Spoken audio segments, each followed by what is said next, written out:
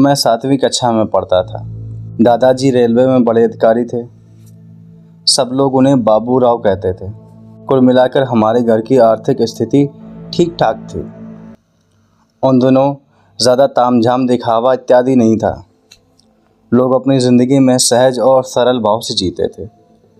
आजकल की तरह होटल में खाना खाना, ब्रांडेड कपड़े पहनना, साजो सामान, शादी ब्याह में पैसे खर्च करना, उन दिनों इन सब चीज़ों का दौर नहीं था। इसलिए बचत होना स्वाभाविक बात थी। एक दूर के रिश्तेदार विलासपुर में रहते थे। उनके 4 लड़के थे। एक तो मेरी उम्र का ही था। उनकी आर्थिक स्थिति ठीक नहीं थी। किसी कारणवश नौकरी भी छूट गई थी। ऐसे स्थिति में घर चलाना मुश्किल हो गया था। कुछ दिन उधार लेकर यहाँ वहाँ मांग कर घर चलाया। बाद में वह भी दुर्बल हो गया। वे किसी दुकान पर जाकर काम करने लगे। लेकिन इतना बड़ा परिवार चलाना कोई मजाक बात नहीं थी। उन दिनों फ़ोन भी नहीं थे। उन्होंने एक भरोसेमंद आदमी द्वारा दादाजी को संदेश भेजा, बाबूराव बड़ी मुश्किल में हूँ, फंड का पैसा भी अभी तक नहीं आया, घर में बड़ी परेशानी है। एक दिन दादाजी ने मुझसे कहा, छोटू चलो भैया के घर घूमने चलते हैं। मैं कुछ समझा नहीं, चुपचाप चल दिया। दादाजी पास के पोस्ट ऑफिस लेकर गए।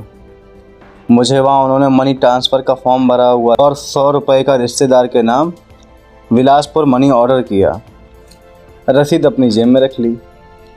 वहाँ से निकलकर हम दुखीराम गुप्ता की चाय की दुकान पर गए।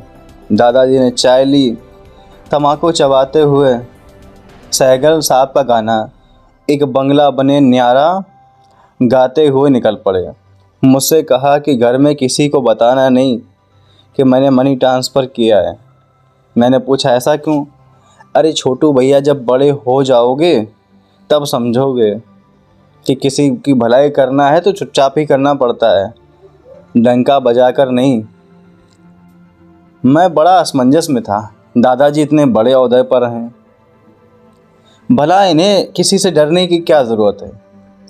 लेकिन मुझे इसका कोई जवाब नहीं मिला। यह सिलसिला कई महीनों तक जारी रहा।